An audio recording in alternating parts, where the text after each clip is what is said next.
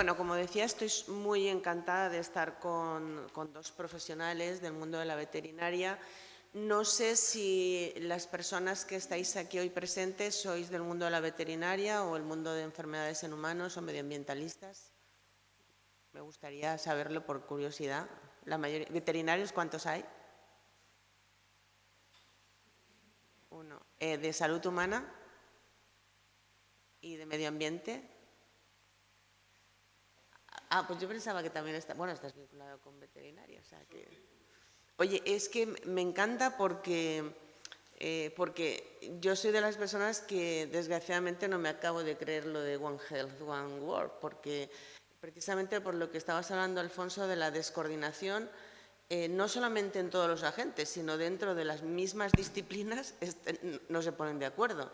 Y dentro de un mismo departamento de la universidad también tampoco se ponen de acuerdo. Entonces es muy complejo. Y cuando hablan, yo que he tenido la ocasión de ver el 2020, luego el 2030, el 2010, ahora hablan del 2050, pues como no nos pongamos de acuerdo, pues va a ser complicado buscar estas soluciones. Pero yo creo que en todas estas disciplinas que estabas comentando, la importancia de estar todos juntos, falta una importante, que es la producción, la fabricación, la conexión del mundo de la industria con el mundo de las investigaciones. Yo cuando me ha presentado José Luis, decía que soy investigadora, que soy científica y que soy doctora en químicas, a mí ya me gusta decir que más que investigadora y científica soy inventora. Y tengo patentes que las he puesto al servicio de la sociedad y que yo soy una convencida que las empresas tienen que tener una aportación importante social en la vida para cambiar las cosas, pero dicho eso, no quiere decir que me hayan hecho mucho caso, porque ha sido muy duro. Es decir, cuando estamos hablando de todas las investigaciones, de todas las enfermedades que hay, de todos los problemas que hay, de repente, yo hace ya muchos años empiezo a hablar de una tecnología nueva, pues realmente no me hacían mucho caso. Cuando luego me fui a vivir al mundo indígena, al Chaco boliviano con los indígenas guaraníes, para una enfermedad que yo no conocía, que era la enfermedad del mal de Chagas, transmitida por un triatomino, por un chinche, allí llamado la vinchuca, y pasé muchos años viviendo en la selva, pues nadie me hacía caso, pero tampoco nadie venía a evaluar. Y yo soy una persona que, como he sido la inventora, no puedo decir que lo mío es bueno, tienen que publicarlo y tienen que hacerlo. Pero esto que las enfermedades vinculadas con la pobreza como que no gusta tanto, ¿no? Como que, bueno, mientras está ahí y mientras tanto, pues hay que decirlo, lo han tenido muy fácil las multinacionales de unos listados que ha hecho la Organización Mundial de la Salud, la FO, hace muchos años, que todavía están ahí, y te dicen que puedes utilizar productos y la gente utiliza productos sin hacer realmente ensayos específicos para el control, de lo que yo me dedico, ensayos vinculados con la parte vectorial. Menos, evidentemente, cuando llego yo, después de muchos años, cuando estuve en Bolivia, viví casi 7 años en la selva, nadie venía a evaluar durante mucho tiempo y tuve la suerte de que vino para mí uno de los grandes expertos, no para mí, para el mundo, del Fiocruz, que era yo, Carlo Pinto, que vino, estaban haciendo un documental, una serie de televisión, documental de cine de mi vida, y que dijo, esto es la vacuna de las casas.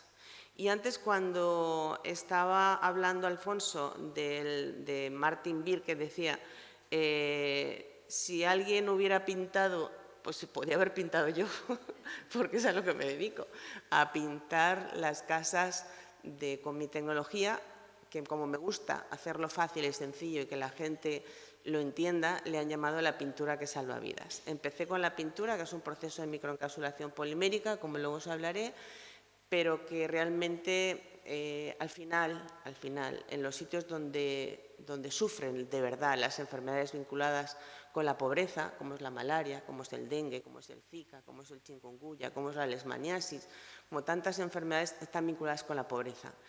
Y os puedo asegurar que para ellos eso ni siquiera es el problema. El problema es la falta de higiene, la falta de vivienda, la falta de educación, la falta de tantas cosas que esto pues realmente ahora es un momento importante porque por la globalización nos estamos enterando que esto nos puede llegar a nosotros.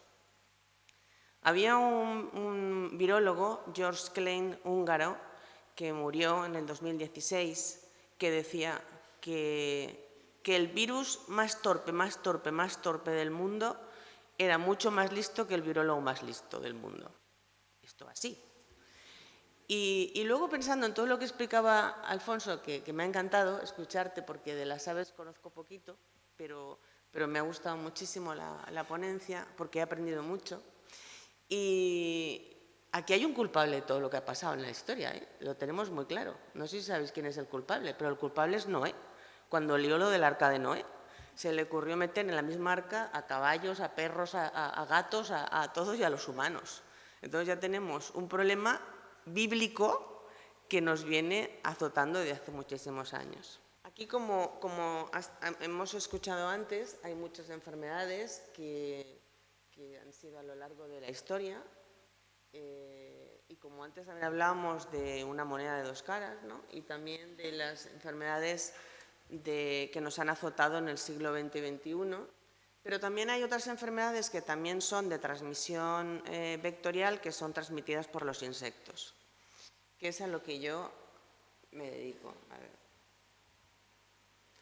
Y además es que es muy curioso porque si vemos el mundo y esa imagen global, es curioso cómo el hemisferio sur está sufriendo enfermedades que en el hemisferio norte se han solucionado hace muchos años. Y hablamos mucho de la malaria. La malaria se erradicó o se controló en 1964 en España. Y dices, y entonces ahora, si estás hablando con alguien cuando trabajas, como nosotros, que también estamos en África, y en malaria, que nos cuesta mucho trabajar, ha sido difícil, ahora estamos con proyectos importantes también, con un centro de investigación en London School y además financiado por el gobierno francés. Estamos en Tanzania. Y la gente, si le preguntáramos o si nos preguntaran, oye, ¿y cómo se controló la malaria en España en 1964? Si España era un país pobre, era un país donde pues, había muchas necesidades, pero había algo muy importante, educación en higiene y en salud, fundamental. Había el DDT, hoy en día no utilizado, aunque sigue estando en la lista de la OMS y en muchos y algunos países se sigue utilizando. Y aunque evidentemente un órgano clorado como es el DDT y que tiene muchas consecuencias negativas para la salud, funcionaba porque tenía más o menos una eficacia de unos 6 meses y climatológicamente pues estábamos en unas épocas donde estaban muy marcadas las estaciones, el invierno, el verano, la primavera, todo, entonces más o menos eso podría funcionar. Ahora no, ahora tenemos un problema que en África todo el año tenemos la presencia de mosquitos y la presencia de enfermedades. Por lo tanto, aunque se pudiera utilizar el DDT ya no es eficaz. Y había que hacer nuevas estrategias. Y esas nuevas estrategias pasan por la utilización de formulados que sean capaces de tener residualidad y persistencia para controlar los insectos de una forma racional. ¿Pero qué ha pasado durante todos estos años? Se han gastado miles de millones de euros y miles de millones de litros en insecticidas, que se han utilizado por utilizar así en todos los sitios, que se han cargado el medio ambiente, cuando los insecticidas han sido muy importantes para salvarnos de enfermedades, pero tiene que haber un uso racional. Y además ubicarlos sobre todo en la zona para que no nos afecte a los humanos, que somos al final los que somos los transmisores de las enfermedades. Pero muy importante era la educación en higiene y en salud. Como he dicho antes, España era un país pobre, pero era un país limpio. Las mujeres salían con el cubo a tirar agua por las casas, se caleaban las casas con cal Había a lo mejor un hueso solamente para un cocido, pero había un caldo y había educación en higiene y en salud. Y eso es lo más complicado. Y mientras no exista la posibilidad de tener un tratamiento vectorial, un tratamiento clínico, en aquel momento la quinina, y un tratamiento de educación, esto no va para adelante. ¿Pero qué ha pasado? Que empezamos las personas a viajar. Ahora se va para... Empezamos a viajar, empezamos a salir, empezamos a disfrutar y también empiezan a venir todo lo bueno y lo malo.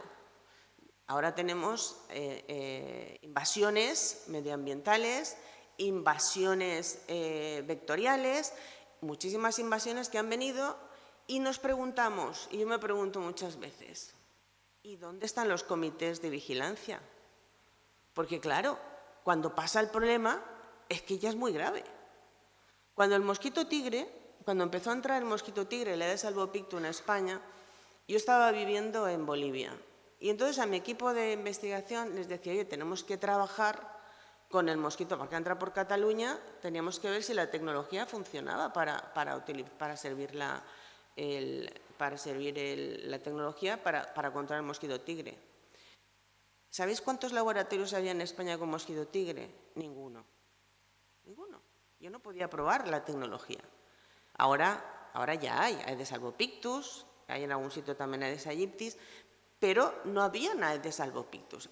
Y entonces es una sensación como que cuando empiezan a estar los problemas, ya el problema es tarde. Ahora tenemos un problema grave con el mosquito tigre. Pero también tenemos problemas en el tema agrícola y también tenemos el problema en el tema veterinario. Y esto es algo que lo vamos a sufrir, porque tenemos un problema también dentro del mundo de la política que son cortoplacistas. La política es cortoplacista y les importa solucionar la coyuntura, no la estructura. Cuando el COVID, luego os voy a pasar la promo de una serie de televisión que hice para History Channel, que di la vuelta al mundo buscando enfermedades y buscando soluciones, y me pilló, estuve en la crisis del ébola en Monrovia, en Liberia. O sea, estamos avisadísimos, y claro que lo hemos visto, y claro que lo saben, y hay que hacer políticas estructurales, solucionarlos, pero nadie soluciona estos temas porque no tienen una rentabilidad política importante. Es la coyuntura. ¿Y qué pasó? Llegó el COVID y el COVID tenía dos pilares importantes, estructura y coyuntura. ¿Y cómo podía ser que no hubieran mascarillas? Yo no digo para todo el mundo, para los médicos, que no tuvieran EPIs, yo como había estado metida en el ébola en el Hospital San Juan de Dios, donde estábamos grabando, pues gracias a que a mí me han hecho todo el proceso de cómo quitarme el EPI, se pudo hacer unos protocolos, que se pasó un vídeo que se pasó por todos los hospitales para ver cómo se quita mal, porque mucha gente, muchísimos médicos de hospitales importantes lo saben, pero el COVID no estaba solamente en los hospitales importantes. Y la gente veíais que se ponían plásticos de basura y plásticos para protegerse del COVID cuando estábamos preparados. ¿Y qué es lo que pasó en ese momento? La coyuntura. Compremos en China, no sé qué. Ahora estamos viendo lo que es la compra de China y lo que es la corrupción también, lo que pasó, ¿no? Pero lo que es extraño es que seguimos exactamente igual. Y el otro día leía una noticia yo de una empresa, de varias empresas que se habían montado alrededor, que eran muy interesantes. Se movió las empresas, por ejemplo, las que habían en la Comunidad Valenciana, unas zonas que son de mantas y de tejidos, que no tienen ya tanto trabajo. De repente salió una oportunidad de crear trabajo para hacer mascarilla, pero están cerrándolas. Están cerrándolas porque sigue siendo más barato traerlas de China y ahora no hay tanta cantidad. O sea, con esto quiero decir la importancia que tiene todos los agentes, pero también la industria. Y muchas veces, cuando hay alguien que se le ocurre inventar algo y que habla de pobreza, pues no te hacen caso. Y claro, yo recurro al mundo de la ciencia, que son los que tienen que evaluarme, y necesitan recursos. Pero entonces me toca buscar recursos y cuando yo hace años llamaba a la puerta para decir, yo necesito para que investigar con grupos científicos, necesito recursos para probar la malaria, el dengue, etcétera, etcétera. ¿Y qué pasaba? Pues que el mundo de la ciencia en ese momento estaba muy vinculado con las investigaciones para las universidades y los centros institucionales y aparte en ese momento muy vinculado más con los medicamentos, o sea, prima la medicación y la cura y no la prevención. Y también yo no era una ONG, era una loca con una brocha de pintura que se fue con los indios a pintar y a buscar soluciones y no era una ONG. Me decían que era una empresa cuando evidentemente, cuando una empresa sin balances positivos cuando te dedicas a esto. Pero luego también en el CDTI, en el Centro de Transferencia de Tecnología, que es donde apoyan a las empresas, tampoco me podían dar dinero porque mi balance era negativo. ¿Y qué hacíamos? Bueno, tuve la suerte de poder tener un pulmón, que desgraciadamente falleció mi padre, y pudimos soportarlo. Mientras tanto, yo vivía en un mundo, que veréis alguna imagen, pero muy poca porque no voy a hablar de lo que fue mi mundo, donde dentro de donde sufren las enfermedades, donde faltaba el agua, el pan, todo, yo iba como científica para hablarles del mal de Chagas y de enfermedades que el problema que tienen es que sus casas son indignas, que no tienen formación, que no tienen educación, que no han tenido posibilidades, de que han nacido en un mundo diferente al que tenemos aquí, que somos capaces de reunirnos para hablar de unas enfermedades que ni siquiera hoy por hoy sufrimos.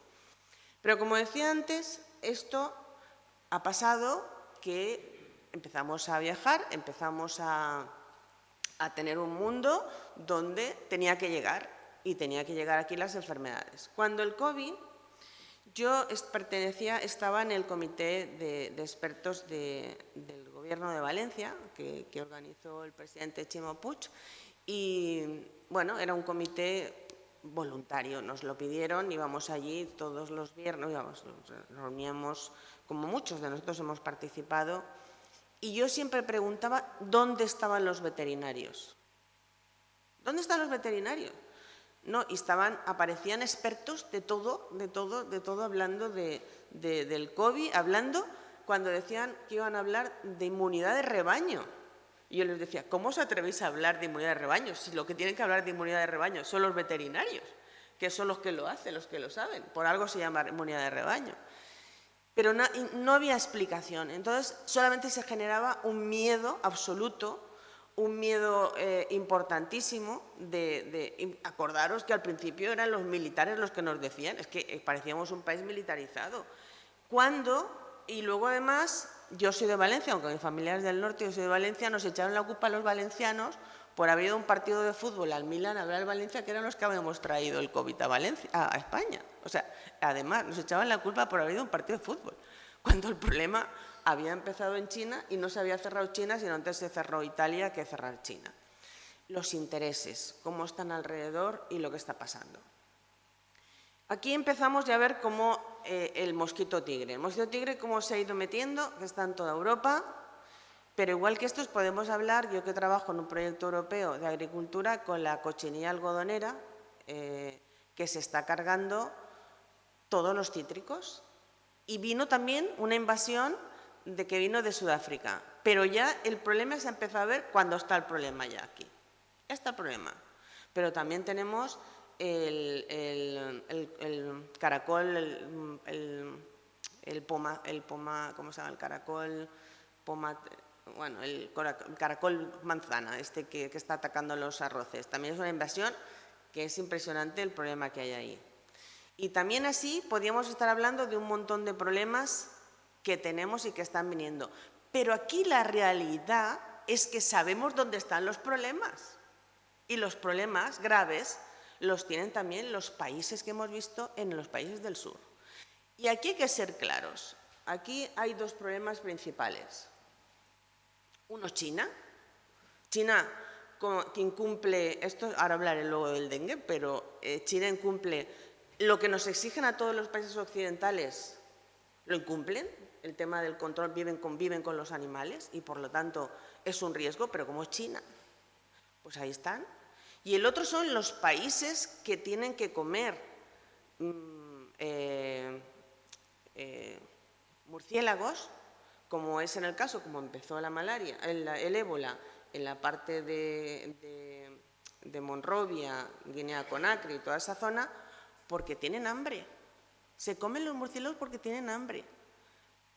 Y claro, está muy bien que estudiemos todos los virus de los murciélagos y que estudiemos todo, pero como no vayamos al origen del problema, y el problema es la gente se muere de hambre, y se muere y se comen los murciélagos. Entonces, por eso yo desgraciadamente lo del 20-50 ni el 30-40, ni el 30 ni el 50, porque o se hace un plan estratégico global, o no sirve absolutamente para nada. Y aquí vamos a ver el caso, por ejemplo, del dengue, el Aedes aegypti. El dengue, en la década de los 80, como veis aquí, habían 3 puntos en América Latina. Uno era por la parte de Chile, uno por el Caribe, Uruguay, Paraguay, 3 zonas. Durante estos años, estas décadas, se han gastado, como decía antes, aquí también en especial, miles de millones de dólares fumigando. Miles de millones. Y miles de millones de litros que han tirado por tirar. Porque el Aedes aegypti es un mosquito muy doméstico. Y el Aedes aegypti, además, necesita también la gente educarla para saber cómo vivir con un microasesino, que es como se llama la serie que hice de televisión. Pero fijaros vosotros y vosotras. En la década de los 80 empezamos a hablar de 3 puntos de presencia de dengue. En la actualidad, después de todas estas décadas de estar fumigando y haciendo barbaridades por toda la naturaleza, desforestando y haciendo todo lo que hemos oído antes y lo que se está haciendo, ahora resulta que el mismo mosquito ya transmite varios virus importantes, como el dengue, el chikungunya y el Zika. Ah, señores, y esto, claro, a las multinacionales se lo han puesto muy fácil. Como hay un listado de la Organización Mundial de la Salud o de la FAO, de la organización, los insecticidas que se pueden utilizar, pues los usamos. Pero ningún formulado que se está utilizando en ningún país, exceptuando el nuestro, porque me ha costado 20 años de mi vida y 20 años que trabajamos con más de 200 grupos científicos de todo el mundo, como veréis luego, lo que utilizan son productos que no son los que evaluó en su día y que homologó en su día el JUPES de la Organización Mundial de la Salud. Utilizan deltametrina, alfacipermitina, cloropífos, lo que utilicen. Pero esos productos que eran de multinacionales evaluados y registrados en Europa, que son los que tenemos que utilizar nosotros, pues nos lo exige la normativa, resulta que vienen, como está en el listado, vienen de China o de sitios donde no se hace el control. Y lo que se está utilizando no son los productos recomendados por la ONU, no son formulados recomendados, son materias activas que aparecen en un listado y que se utilizan. ¿Y qué ha pasado con todo este mal uso de tanto insecticida? Pues que se ha creado resistencia. Ah, y entonces ¿qué dicen? Pues cambiamos de insecticida, pues volvamos la marcha atrás. Y eso es lo que está pasando. El tema del Chagas es el tema que yo, cuando vinieron a buscarme en el año 97, vinieron a hablarme, yo entonces era jovencita, vinieron a hablarme del Chagas y que lo transmitía la vinchuca, el chinche, en el caso de la zona esa, el Triatoma infestas. Y vinieron a buscarme de Argentina, un ingeniero muy famoso, de muchos recursos, pero vinieron a hablarme desde Buenos Aires. Pues para mí, yo puedo deciros que en aquella época ni conocía, yo cuando creé la tecnología no la creé ni para la malaria, ni para el dengue, ni para el Chagas, ni porque no la conocía, no lo conocía. Lo creé para la cucaracha, que hoy en día se utiliza en muchos países, pero no conocía ninguna de estas enfermedades porque no teníamos tanto acceso como ahora a tener tanta información.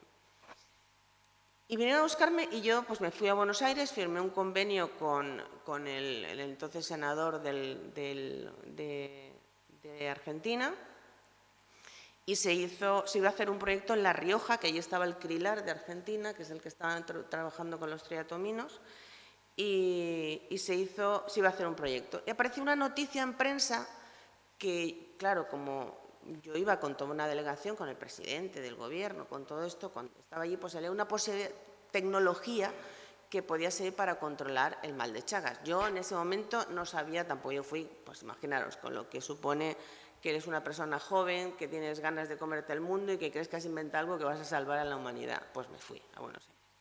Y en ese momento las agencias EFE y estas agencias internacionales sacaron la noticia de que una posibilidad para combatir el insecto que transmite el mal de Chagas. Y había un chico en Valencia, el doctor Cleto Cáceres, que estaba haciendo un trabajo de Bolivia, un trabajo de investigación de qué tecnologías podía haber en Europa para combatir el chiche que transmite el mal de Chagas o otras plagas. Y lee la noticia. Entonces me llama mi padre, que entonces sí que estaba allí, le dice, mire, quiero hablar con su hija, pues bueno, yo volveré en 2 días de Buenos Aires. Y cuando estoy con él me impactó muchísimo porque me dijo, mi pueblo se muere, el 85% tenemos la enfermedad de Chagas. Me estaba hablando en primera persona, me hablaba de indígenas, y yo ya está en Buenos Aires, en un hotel de 5 estrellas, y yo decía, esto del Chagas es fenomenal, ¿no? Porque aquí estás... Pero luego me habló y tomé la decisión más difícil y más importante de mi vida de dejar todo y decirme, voy a ver lo que es el mal de Chagas. Lo que no me dijo que lo del mal de Chagas estaba en una zona deprimida del Chaco boliviano, porque él me dijo, vivimos en la zona petrolera, imaginaros a vosotros os dicen que vais a una zona de petróleo, ¿qué pensáis? ¿Que estáis en Dubái o algo así parecido? Pero no me dijo que desde el aeropuerto hasta donde yo vivía no había carreteras, no había nada. Yo llegué después de 20 y tantas horas, llegué al sitio donde me quedaba a dormir, que llegué sobre la 1 de la noche y me dijeron, para ir mañana en la primera comunidad Pipí Santa Rita te tienes que levantar a las 5 de la mañana. Y yo con la ilusión, 3 horas era ya de la impaciencia de levantarme para hacer un recorrido de 20 kilómetros y eran 5 horas de coche. ¿Pero qué pasó? Que yo llegué a la zona de Pipí Santa Rita y no habían paredes. Y yo había inventado una pintura y no habían paredes. A ver qué hacía yo. Esta era la realidad. Me puse a hacer, evidentemente, paredes, encontré una planta que tenía mucha resina, la cortaba, la dejaba macerar, le sacaba la resina, la mezclaba con heces de burro y de vaca, organicé a los indígenas, a los guaraníes, y mi vida empezó ahí. Pero esto es la realidad. La realidad es que vivimos tan lejos de las enfermedades y tan cerca como lo vamos a tener. Por lo tanto, es el momento importante de todo lo que está pasando, decirlo y anunciarlo, que o se ayuda donde están los problemas o nos va a llegar. También no solamente es que venga gente que venga con enfermedades, sino que también nosotros viajamos y te vas una noche loca de aventura, te vas a la selva o te vas... Bueno, la educación. No solamente educar a los países del hemisferio sur, sino también a los países del hemisferio norte. Y además, educar de una forma lógica. A veces hay una prepotencia por parte de los países del norte a querer demostrar que sabemos más de la gente del sur. Y de repente yo estaba, donde yo vivía no había ni ONGs, por eso creé el movimiento de mujeres indígenas, que eso es otra historia. Pero imaginaos vosotros cuando alguien venía a poner un letrero, decía, tener cuidado con la vinchuca, si no sabían leer, ¿para qué les ponen un papel? Pero imaginaros vosotros que en vuestra casa tuvierais, como vi en una de las casas cuando vino los del CRIL a evaluar, una casa que no se había tratado, que ya habían 1.500 vinchucas, que todas tienen hambre. En los gallineros y entre las casas donde vivían las personas. 1.500 vinchucas que van a chupar sangre que te van a transmitir la enfermedad de Chagas. Pues claro, es que es tan importante, como he dicho todo el rato, el tema de educación.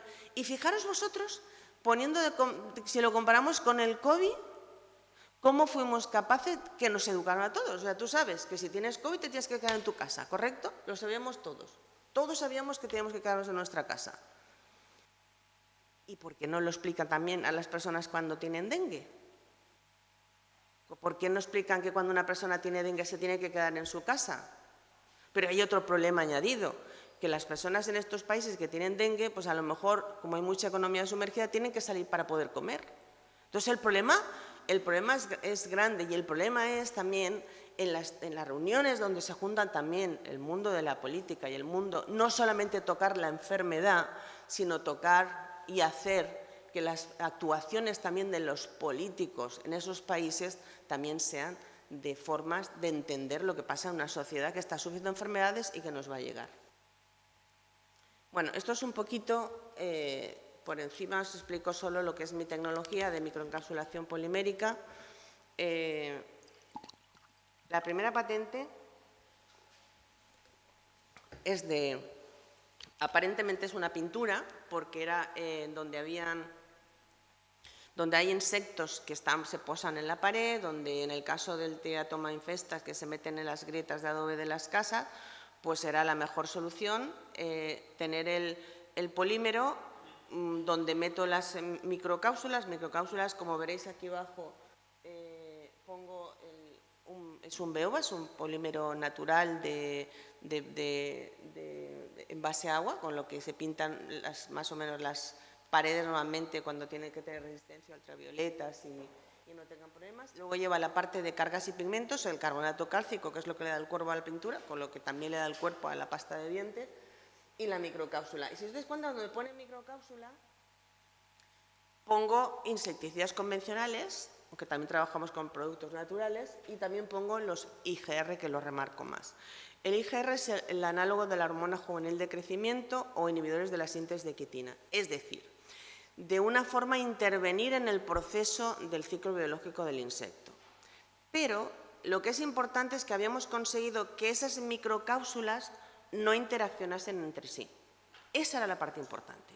Y entonces esas microcápsulas, cuando, si lo veis en la parte de arriba que se hizo en la Universidad Complutense de Madrid, con microscopía electrónica, primero se hizo las que veis abajo, que se hizo con todo el cuerpo de los carbonatos y las cargas y los pigmentos, pero claro, como las cargas y los carbonatos y los pigmentos son mucho más grandes que el tamaño de partícula de la microcápsula, pues taponaba, no se veía. Entonces se sacó los carbonatos, sacó el pigmento y se hizo solamente con agua y con el polímero para ver cómo estaban las microcápsulas, aparecían microcápsulas. Y la parte interesante es esa de arriba, porque las microcápsulas no interaccionaban entre sí, cada una tenía un papel importante que jugar.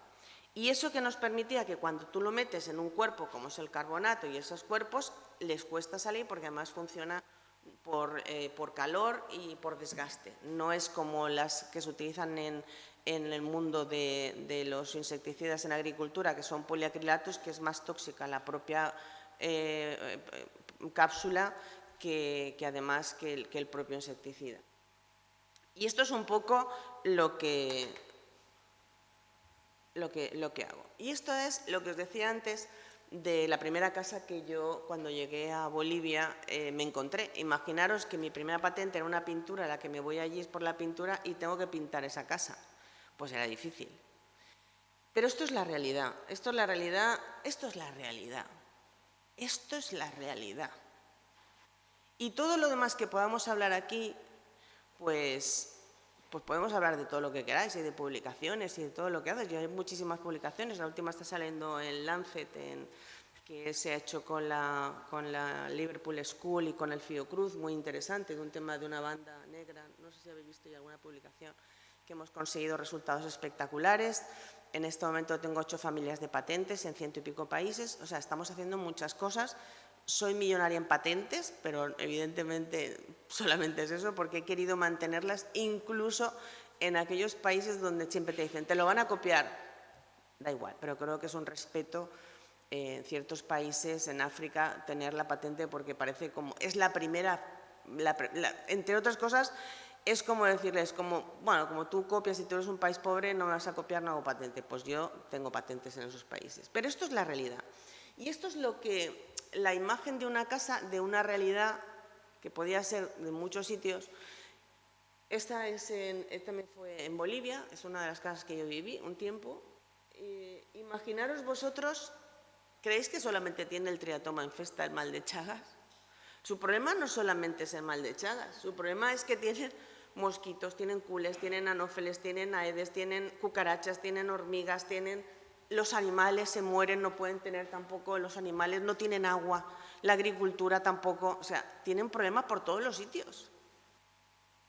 Entonces, o nos ponemos de acuerdo en tomar soluciones, como hemos dicho antes, o esto, como antes también la imagen que ha puesto Alfonso de One World, One Health, es que tenemos que estar todos. Pero vuelvo a repetir también la parte importante de industrias como la mía, hoy en día pequeña. Es verdad que ya hay fábrica en África, en Ghana, en Nigeria y en Paraguay, y que estamos haciendo proyectos importantes, pero me ha costado 20 años. Cuando una tecnología yo la he puesto al servicio de los demás y que nos ayudaran a los investigadores que evalúan y a mí para que nos ayudaran, pero cuando te ven como empresa, como es una empresa, es que no somos una empresa normal, pero queremos. Y como yo, pues posiblemente mucha gente joven, con ganas, con ideas nuevas y que no tienen recursos y que no se les ayuda porque no tienen rentabilidad económica a corto plazo. Porque es verdad que hoy en día hay muchos emprendedores, muchos emprendimientos y muchos fondos y muchas cosas de estas, pero cuando llamas a la puerta y te dicen lo primero, plan de negocios, rentabilidad, 3 años. ¿3 años? ¿En enfermedades vinculadas con la pobreza? A ver, pues si ni siquiera se puede hacer con una rentabilidad en 3 años una empresa normal aquí, ¿cómo lo puedes hacer para allí? Y a lo mejor no la tienes nunca, pero hay que creer, porque si no, la rentabilidad es una rentabilidad de salud, es una rentabilidad de honor y es una rentabilidad que hay que hacer, evidentemente, de cambiar las cosas en el mundo. Esta es la realidad. Yo ahora, evidentemente, que mi tecnología, yo lo digo orgullosa porque como hay tantas publicaciones, ya nadie puede decir que no funciona, que no se conoce, porque hay publicaciones, trabajamos con muchos centros de investigación de muchas partes del mundo, con el Fiocruz, con el London School, con el Friburgo, estamos trabajando mucho en dengue en Colombia. Ahora estamos haciendo, nos han admitido ya en el Plan Nacional de Colombia, estamos haciendo casi todos los departamentos de Brasil, estamos generando miles de puestos de trabajo en países donde están las enfermedades. Eso es lo que más ilusión me hace, porque generar puestos de trabajo donde hace falta es importante. Pero la importancia también, como os decía antes, de la educación, la importancia de ponernos de acuerdo el mundo de la ciencia con las empresas que queremos sacar cosas y que queremos también buscar soluciones y que de verdad, cuando ahora si yo voy pues a una universidad y les digo tengo esto y no vamos a tener recursos, pues es un problema, tenemos que luchar juntos por estas posibilidades. Porque hay muchísimas publicaciones, muchísimas investigaciones, muchísimo de todo, pero faltan los productos. Y los productos se lo ponemos tan fácil a las multinacionales que cuando llegue la enfermedad vamos a hacer vacunas y vamos a hacer medicamentos. Hagamos prevención. Y el tema de medio ambiente es súper importante porque, como antes decía Alfonso, cuando pasan las aves por sitios donde cuando vienen inmigrando desde Sudáfrica, que vienen con el West Nile y vienen pasando por zonas donde antes habían viviendas, antes habían zonas humedales y zonas o forestación, y ahora hay vivienda, pues claro, pasan por el mismo sitio donde antes estaban sus zonas naturales de paso. Y eso es la parte tan importante medioambiental. Incluso también tampoco el radicalismo a veces de la utilización de productos. Lo que hay que hacer es utilizarlo de una forma racional. Evidentemente, si hay que utilizar un insecticida para controlar las enfermedades, habrá que verlo, pero no utilizarlo donde están las abejas, evidentemente. Pero hay que también pensar que hay personas que se mueren y que hay que buscar también cómo se están, y muchas cosas de esas se podrían solucionar con el tema de educación. Nosotros, de los proyectos que estamos haciendo ahora importantes, uno que no tardará en salir, la publicación, creo que es en Lancet también, que lo hacemos, ese se ha hecho con el Liverpool School y con el Fiocruz, y vieron, es que es muy interesante, se ha visto que poniendo una banda de 20 centímetros solamente alrededor de las casas controlábamos el 90% de la Aedes aegypti. Eso va a ser una revolución. Porque claro, imaginaos solamente una banda negra. Entonces el estudio que se está haciendo ahora es si la gente quiere tener una banda negra en su casa, pero hemos tenido tanta suerte que en las casas de lujo en Brasil se ha puesto de moda una banda negra. Pero bueno, porque también hay que buscar la parte económica. Al final todos los países tampoco tienen recursos, no se puede pintar, hay que buscar soluciones. En el caso de lo que estamos haciendo en Colombia, vimos que el problema era, se vio con la Universidad de Friburgo, vieron con Axel Krugel, que es el máximo experto de dengue, que estaba en los lavaderos de la ropa, porque la Aedes aegypti pone los huevos en sitios donde sabe que va a haber agua limpia y estaba en las paredes donde lo pone en el lavadero. Y entonces se sacó un producto sin pigmento, o sea, hemos quitado el pigmento, hemos dejado el carbonato, tiene cuerpo pero no se ve, se queda transparente, y entonces y dura mucho tiempo. Y los resultados que han sacado, no sé, después de 2 años, son una reducción del dengue del 45%. Y ahora, eso es muy importante, para mí ese proyecto estuve yo porque se hace en Cúcuta, en la frontera de Venezuela con Colombia, y es muy interesante porque cuando fui allí a estar con el proyecto, pues estábamos un montón de científicos, de todos de Friburgo, de los de Cúcuta, de los de la Universidad también de allí de Bogotá, y lo que era muy interesante es que ¿quién aplicaba el producto en las casas? Las mujeres, porque son casas muy empobrecidas y son las personas, además les daban un dinero para que ellas pudieran aplicar, y era muy barato. Se ha reducido solamente encontrando el sistema larvario a través del agua del lavadero. Y además no hay lixiviación, la lixiviación es 0,00, muy poca porque se queda en el polímero. Y es muy interesante, y de ahí lo digo por las mujeres que hay, porque decidí crear el movimiento Women Paint Too, las mujeres también pintamos, pero no pensado para la pintura solamente, sino que dije, oye, en España se dice mucho, los hombres, este tío cuando pinta, pues acabó, las mujeres también pintamos y mucho, y está a punto de ser oficial, así que Extremadura tiene que tener también su Women Paint Too. Entonces, con esto, todavía no ponerme las gafas.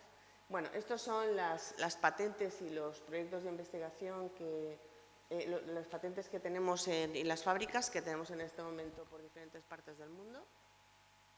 Estos son los principales proyectos con científicos todos son evaluaciones hechas por científicos que no firmo yo nunca ningún artículo, sino son investigadores de diferentes universidades, centros de investigación. El TDR, el proyecto que hicimos fue en Bangladesh y en Nepal de leishmaniasis, con un éxito impresionante, ya salió en American Journal y en Lancet. Las publicaciones así que están.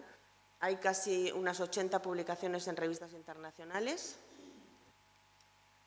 Y esto que os voy a poner ahora, para terminar, es un vídeo que es la promo de la serie de televisión que hice para History Channel, como os he dicho antes, di la vuelta al mundo buscando enfermedades y buscando soluciones, pero que es muy importante que la veáis ahora porque es la realidad. Y la realidad es lo que vamos a ver, dónde están las enfermedades, y lo que tenemos que hacer es que nos pongamos de acuerdo, que los políticos dejen de hacer actuaciones cortoplacistas, que el mundo de la ciencia tenga sus apoyos también, que tengan más recursos, que podamos ir de la mano todos juntos, pero también con empresas como la mía, que tenemos ganas de cambiar las cosas. Y bueno, os voy a poner la promo.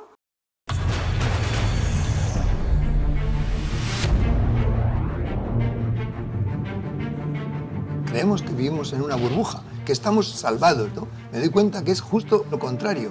Estamos todos demasiado conectados. Estamos hablando de organismos que llevan aquí muchos millones de años antes de la aparición de la humanidad. Ébola, Chagas, leishmaniasis, dengue, enfermedades exóticas brotan en zonas deprimidas del mundo. Todo el mundo entendió que acceso al agua potable y al saneamiento eran como cuestiones absolutamente básicas y fundamentales. Y la prueba, ahí está. Pero, ¿están realmente tan lejos de nosotros? ¿Pueden estas enfermedades pasar de los animales a las personas?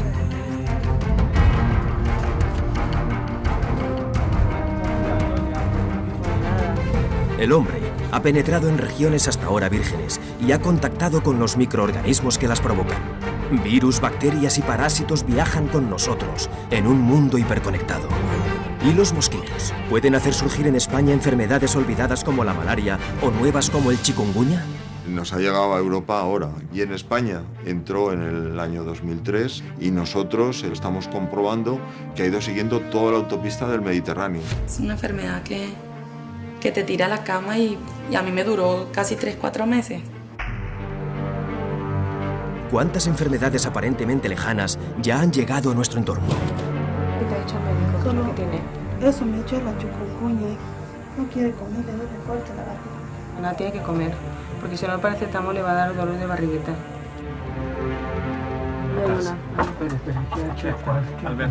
Esa también además ha chupado sangre, sí, porque se ve todo color rojo. A mí me explicaron que esa enfermedad pues ya no tenía solución. Pues por ejemplo la mía ya está en el corazón, ya me está comiendo las paredes del corazón. Entonces no hay nada que hacer, esperar. Y me punza como si estuviera punzando cuchillo. Algunos pueden salir del cuadro, otros lamentablemente llegan a fallecer. Si tengo chaga me voy a caer, yo digo, ¿y cómo lo voy a dejar a mi hijo?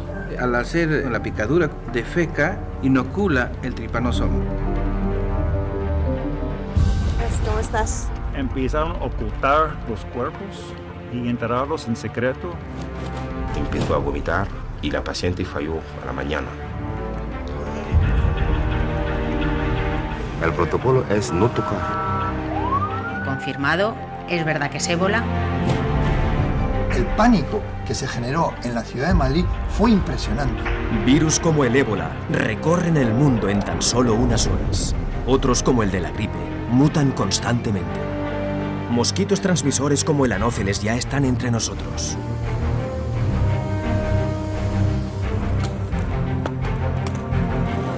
Pero, ¿dónde se encuentra la próxima amenaza? Buenos días, coronel. Bienvenida, doctora Pilar. ¿Cómo hacer frente al desafío de estas enfermedades? La doctora Pilar Mateo viaja para investigar cómo hacer frente a los nuevos retos científicos que se nos plantean y recorre el mundo en busca de microasesinos. Solo en Historia. Esto es una visión general de lo que os he comentado. Vuelvo a repetir la importancia del mundo veterinario, del mundo medioambiental y del mundo humano y de la educación, de estar todos juntos. Esto es el proyecto que he puesto en marcha, el Women Paint 2. Y ya nada más, a ver, solamente que estoy promoviendo también desde hace muchos años la ciencia que abraza, la ciencia que está cercana. Me encanta que todo el mundo se abrace y cuando está en una conferencia mía me encanta que todos os abracéis también, porque es la primera forma de empezar, que el que tenéis al lado le digáis, oye, que me llamo tal y os abrazo también, porque creo que es muy importante. Y bueno, simplemente ciencia y conocimiento en acción para un futuro, como pone aquí, socialmente mejor. Así que muchísimas gracias.